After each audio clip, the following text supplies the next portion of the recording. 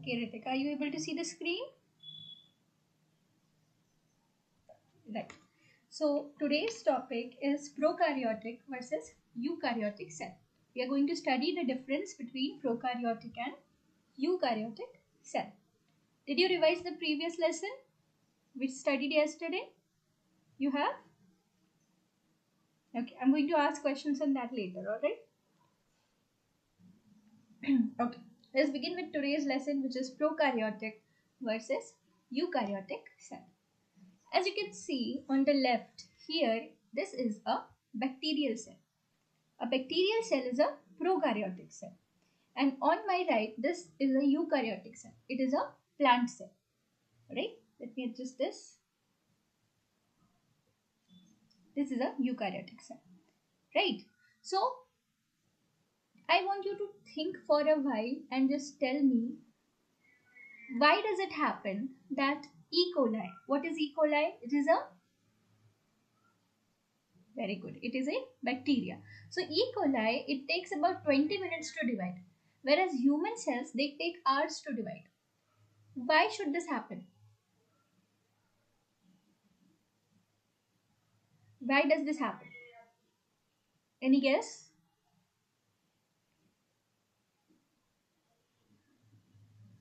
Okay. Yes. Pretty close. The answer is because this E. coli is a prokaryotic cell and human cells, they are eukaryotic cells. So there is a difference of cellular organization and genetic complexity between prokaryotic and eukaryotic cell. आसान भाषा में क्या है कि prokaryotic cell जो होता है वो जेनेटिकली कॉम्प्लेक्स नहीं होता, वो जेनेटिकली सिंपल होता है और उसका सेलुलर ऑर्गेनाइजेशन भी सिंपल होता है as compare to your eukaryotic cells. ठीक है, तो ये क्वेश्चन हमको अपने दिमाग में रखना है क्योंकि towards the end of the lesson we are going to understand कि ऐसा क्यों है. ठीक है, so let's proceed with the differences between prokaryotic and eukaryotic cell. Alright, तो prokaryotic सेल को एक स्टूडियो अपार्टमेंट की तरह समझो. सपोज ये एक स्टूडियो अपार्टमेंट है. स्टूडियो अपार्टमेंट क्या होता है? There is only a single room. In the same room you have to sleep, in the same room you have to eat, in the same room you have to live. Everything you do in one single room. This is a studio apartment. वैसा ही होता है एक prokaryotic cell. A prokaryotic cell is similar. Alright, all the functions they occur in this cell in the same cytoplasm. Alright, whereas a eukaryotic cell can be thought of as a bungalow. अगर एक बंगला है, एक bungalow है, तो उसमें क्या रहता है? अलग अलग रूम्स होते हैं. राइट, जैसे देयर इज अ किचन जहाँ पे खाना बनता है, there is a drawing room जहाँ पे लोग रहते हैं, there is a bedroom, there is a bathroom. So what here you can see in eukaryotic cell there is definitive compartmentalization. Compartments अलग अलग बने हैं. Rooms यानी compartments. There is compartmentalization in eukaryotic cell. Alright. So this is the basic difference in the structure. Abhi, next see the prokaryotic cell. The word pro means first. And the word karyon means nucleus. Karyon means nucleus. Okay, so prokaryotic cells, they have primitive type of nucleus. There is no true nucleus actually. There is no true nucleus. What happens? Suppose this is a bacterial cell. This is a bacterial cell और ये उसका cytoplasm है. उसमें जो उसका DNA रहता है वो ऐसा फ्लोट कर रहा होता है. The DNA is floating inside it. Alright, and this region of DNA is called the nucleoid. It is not bound in any membranes. इस टाइप के न्यूक्लियस को हम क्या बोलते हैं? It is not a true nucleus. It is a nucleoid. What is a nucleoid? It is simply a region of DNA. A region of DNA which is suspended in the cytoplasm of this bacteria. Okay? Yes. On the other hand, eukaryotic cell में क्या होता है? Eukaryotic का जो nucleus है वो well defined होता है. वेल डिफाइंड न्यूक्लियस होता है मतलब क्या? कि डबल मेम्ब्रेन न्यूक्लियस होता है उसका. It is having a double membrane nucleus. Let me draw it for you. ये न्यूक्लियस है और उसके ऊपर एक न्यूक्लियर मेम्ब्रेन है. ठीक है, So this nucleus is double membrane bound structure. This is the inner membrane and here this one is the outer membrane. Okay, तो जितना जेनेटिक मटेरियल होता है यूकैरियोटिक सेल का वो इस न्यूक्लियस के अंदर होता है. ठीक है, most of the genetic material, most of the DNA of the eukaryotic cell is present inside this nucleus. So this is the difference. Okay, let us see in this image. You can see ये prokaryotic cell है, उसका जो DNA है वो cytoplasm में ऐसे float कर रहा है, जबकि ये एक यूकैरियोटिक सेल का न्यूक्लियस है. You can see that it is a double membrane structure. और न्यूक्लियस के अंदर जो डेंस रीजन होता है जहाँ पे ज्यादा डीएनए होता है प्रेजेंट होता है उसको न्यूक्लियोलस बोलते हैं. क्या बोलते हैं?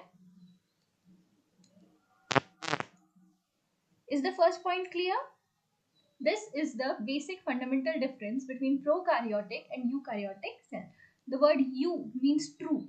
So eukaryotic cell have true nucleus, whereas prokaryotic cells they just have a nucleoid.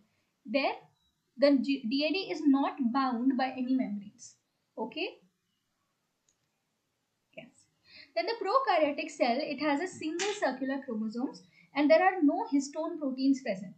Alright. So like I showed you in that diagram, ये जो prokaryotic cell है इसके cytoplasm में this DNA is just there lying over there. Alright. It is not covered by any membrane. This is one single circular chromosome. Alright. And it does not have any histone proteins. What are histone proteins? What are histone proteins? Histone proteins are packaging proteins. See, this is the double helix of the DNA. Okay, this is the double helix of the DNA. This DNA is a very long molecule. We know कि एक cell के अंदर 5 metre जितना बड़ा DNA strand होता है. अब इतने लंबे डीएनए स्ट्रैंड को अगर हमको एक सेल के अंदर घुसाना है जिसका साइज 2 से 3 माइक्रोमीटर होगा तो हमको क्या करना होगा? इस डीएनए को फोल्ड करना पड़ेगा, है ना.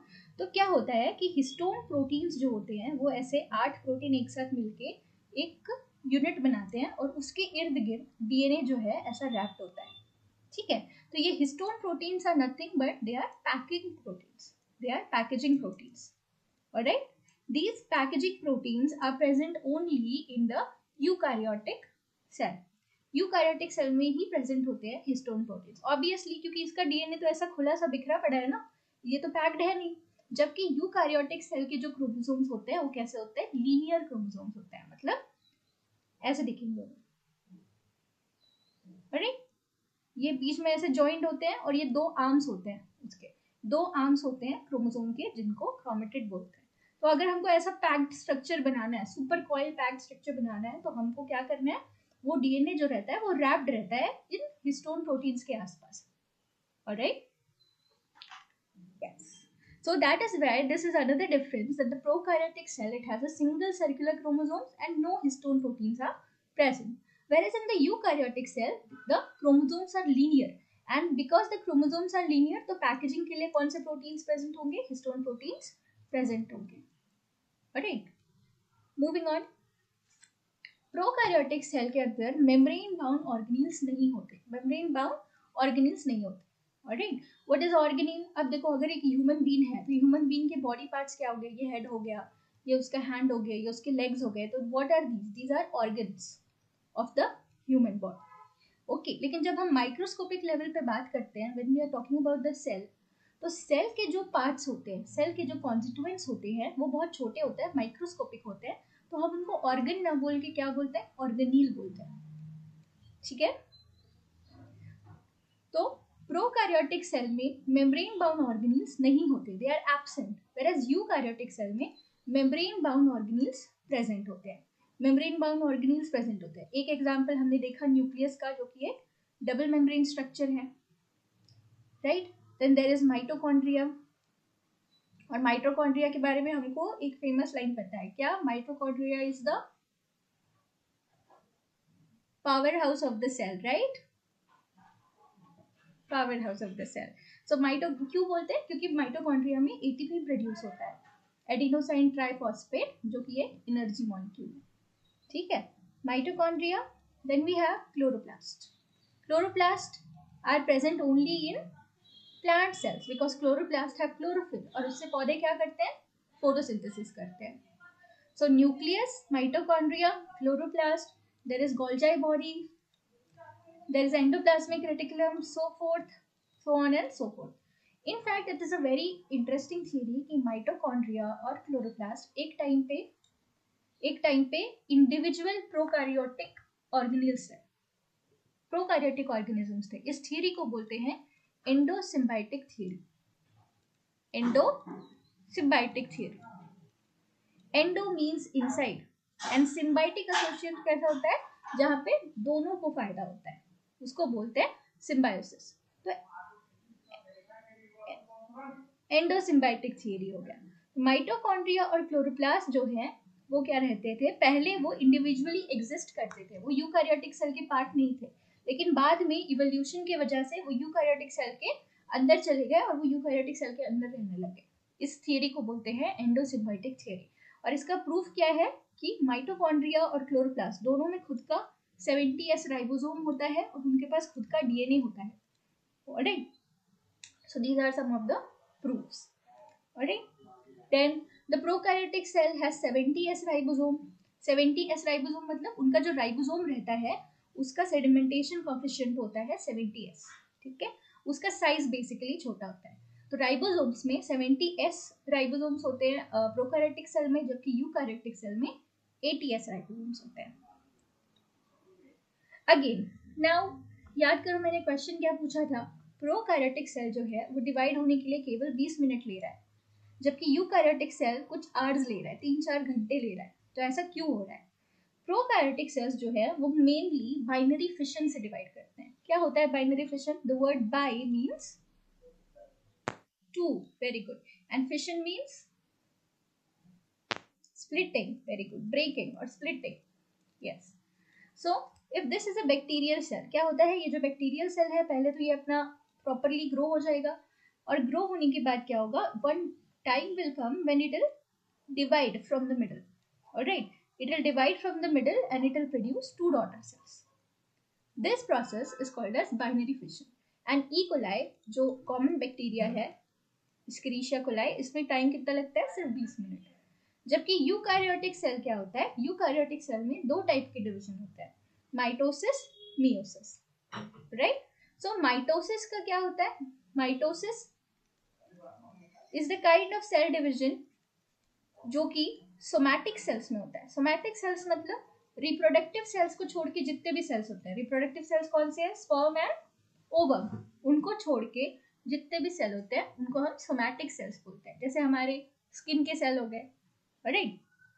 तो इसमें डिवीजन होता है माइटोसिस से. फिर माइटोसिस में भी कैसा होगा, पहला न्यूक्लियस डिवाइड होगा जिसको बोलते हैं कार्योकिनेसिस. उसके बाद साइटोप्लाज्म डिवाइड होगा, उसको बोलते हैं साइटोकिनेसिस. फिर ये न्यूक्लियस का जो डिवीजन है, माइटोसिस का जो न्यूक्लियर डिवीजन है जिसको हम कार्योकिनेसिस बोलते हैं, कार्योकिनेसिस भी 4 स्टेप्स में होता है, प्रोफेज, मेटाफेज, एनाफेज, टेलोफेज. तो तुम देख रहे हो कि ये कितना सिंपल प्रोसेस था कि जब सिंपली एक सेल है और वो डिवाइड होकर के दो डॉटर सेल प्रोड्यूस कर रहा है, जबकि अकेले माइटोसिस में इतने सारे स्टेप्स हैं. Right, meiosis is even more complicated because meiosis में क्या होता है, क्रॉसिंग ओवर वगैरह होता है, और मियोसिस जो है रिप्रोडक्टिव सेल्स में होता है. कौन से सेल्स में होता है, यस, रिप्रोडक्टिव सेल्स में होता है. Right, so that is the thing. तो because this is a multi step process, क्योंकि यूकैरियोटिक सेल का स्ट्रक्चर कॉम्प्लेक्स है, क्योंकि इसका जो जेनेटिक कॉन्स्टिट्यूएंट्स जो है इसका ये कॉम्प्लेक्स है, इसीलिए यूकैरियोटिक को सेल को डिवाइड होने में आवर्स लगते हैं, जबकि ई. कोलाई को डिवाइड होने में कितना टाइम लगता है, केवल 20 मिनट. Okay, yes. नाउ अभी समझ में आया है कि नहीं, उसके लिए we are going to do one exercise. I'm going to ask you, you're going to tell me whether it is prokaryotic or eukaryotic. Okay? Nucleus, no nucleus. Nucleus absent कहाँ होता है, prokaryotic में कि eukaryotic में? Very good. कौन से इसमें mitochondria present होता है? Mitochondria क्या है? It is a, yes, mitochondria is an organelle which is, yes, membrane bound. So ये कौन से में present होगा, prokaryotic में कि eukaryotic में? यूकैरियोटिक में. साइज किसका छोटा होगा, प्रोकैरियोटिक का कि यूकैरियोटिक का? Very good. और कंपार्टमेंटलाइजेशन कहाँ देखने मिलता है हमको? Very good, great. that was about it. I hope you've understood.